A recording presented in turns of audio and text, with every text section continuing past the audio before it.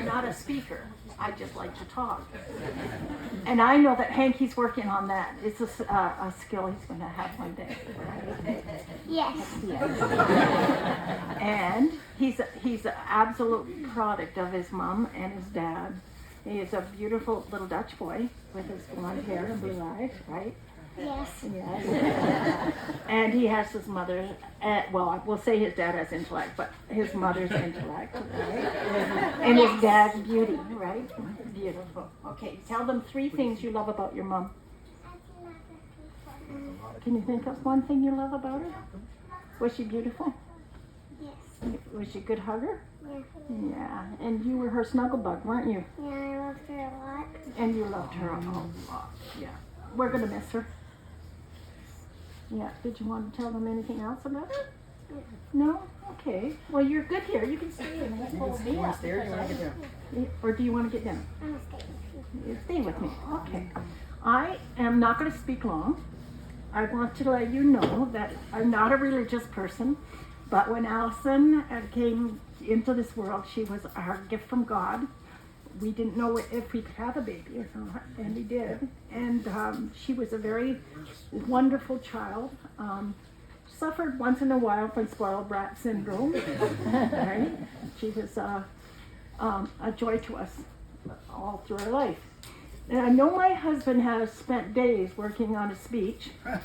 So the decision by me was, just as in the past, he's a very beautiful speaker.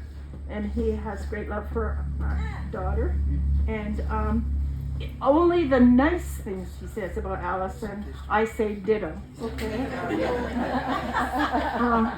And thank you, everyone. This has been very joyful.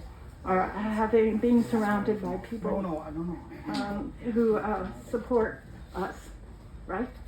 Yeah. Are we going to get down now? And we're going to let Grandpas talk. Oh my gosh. Do you want to say something?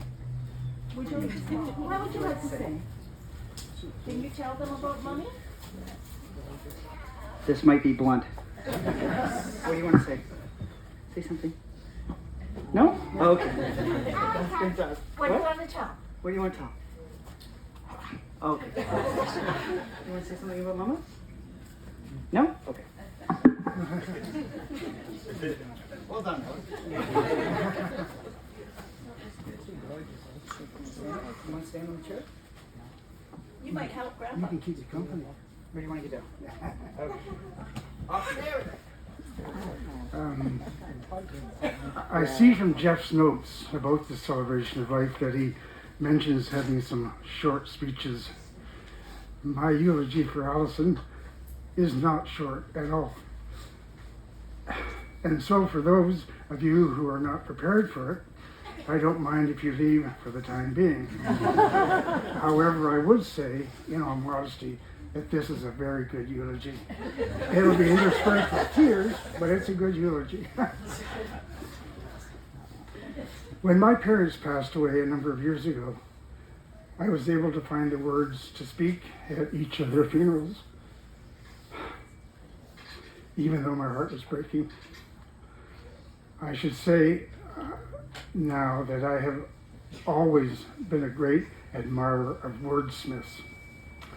And I've always loved words for their ability to allow us to express all of our thoughts and emotions. Or so I thought until I. Go ahead. Yeah? No, go ahead. Continue. I'm just going to adjust the volume.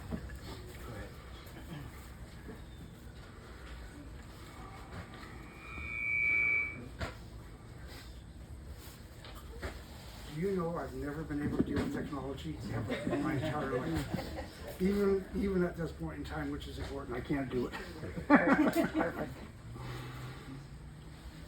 That's it. As I was saying, I've always been a great admirer of wordsmiths, and I love words because they allow us to express all of our thoughts and emotions.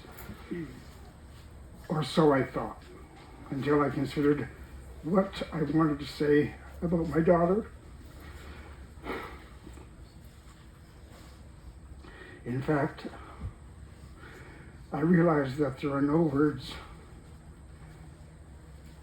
that can express the depth of the grief that my beloved wife and I are experiencing in the loss of our daughter. And there are no words to express our indescribable joy in having Allyson as the shining light of our lives for her much too short a life. I warned you, tears, that I'm sorry. When Allyson met and fell in love with Jeff, they found in each other the best of friends, soulmates, kindred spirits, and dream sharers. I believe that they brought out the best in each other. Jeff, on behalf of Allyson, I want to thank you for loving my daughter as much as she loved you, and for your incredible strength, especially in caring for Allyson during her battles with cancer. As we all know, Allyson was blessed with 3 beautiful children, and she enveloped Case, Hank, and Laura with all of her love, care, and compassion. And I'm certain that each one of them will carry in their hearts forever that gentle spark that was Allyson.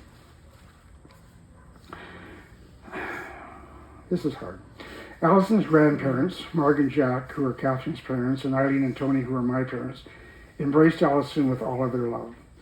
And when I try to tell you how much they cherished their granddaughter, I once again am lost for words. When Allyson passed, her dear aunts, Sue and Crescent, lost not only a beloved niece, but a caring and giving friend. A diminishing commodity, unfortunately, in this world of ours. Jeff's family quickly and warmly welcomed Allyson into their lives and their hearts. And they virtually adopted her as one of their own, showering her with their kindness and love. For this, I want to thank them, and I also want to thank them for becoming such an important part of Allyson's life. One of Allyson's dreams, even as a young girl, was to become a teacher just like her mom. Not only was Allyson able to fulfill this dream, but she thrived in doing so.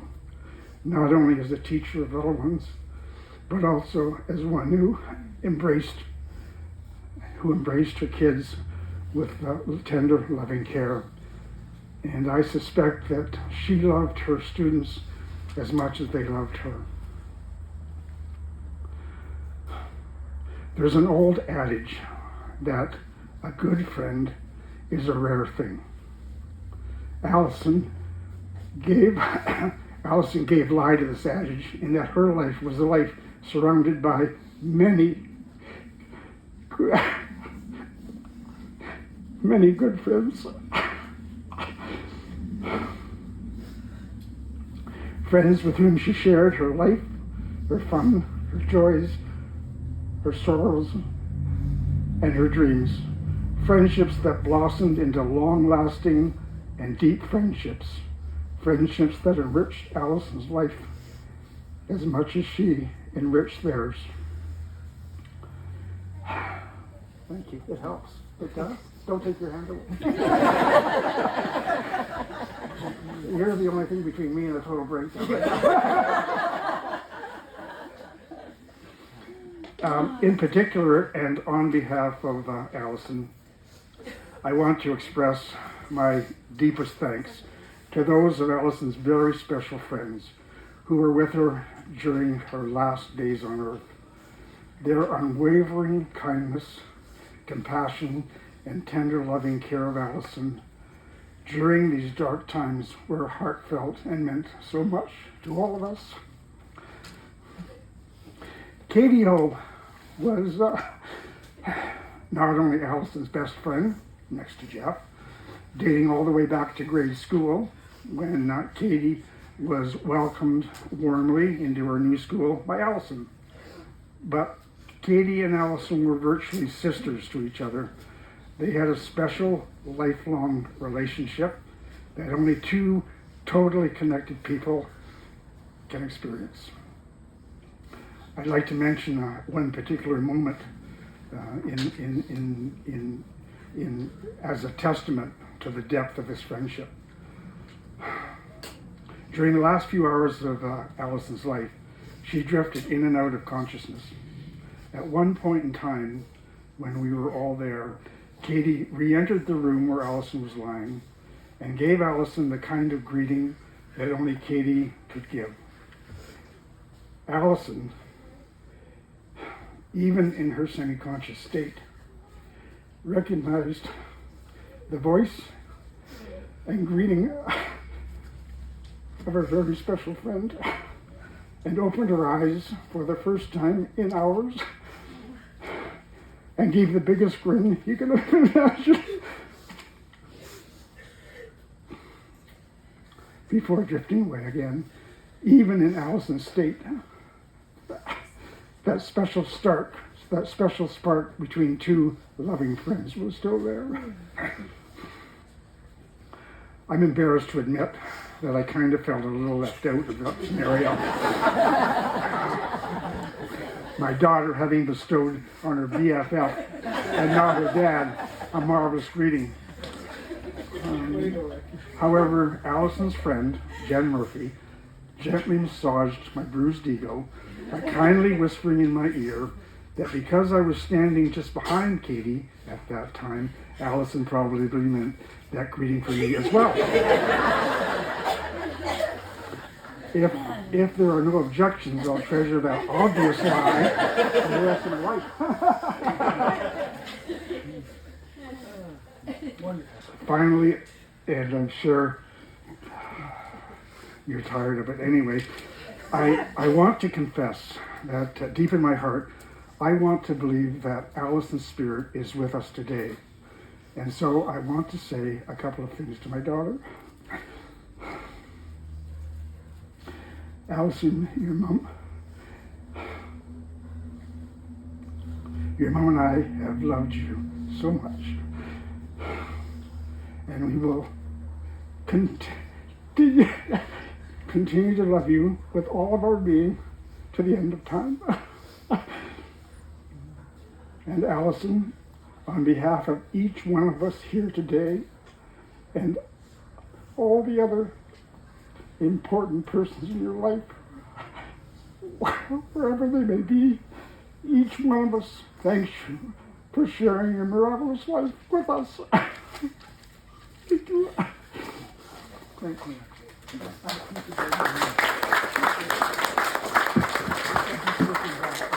That's okay. That's okay.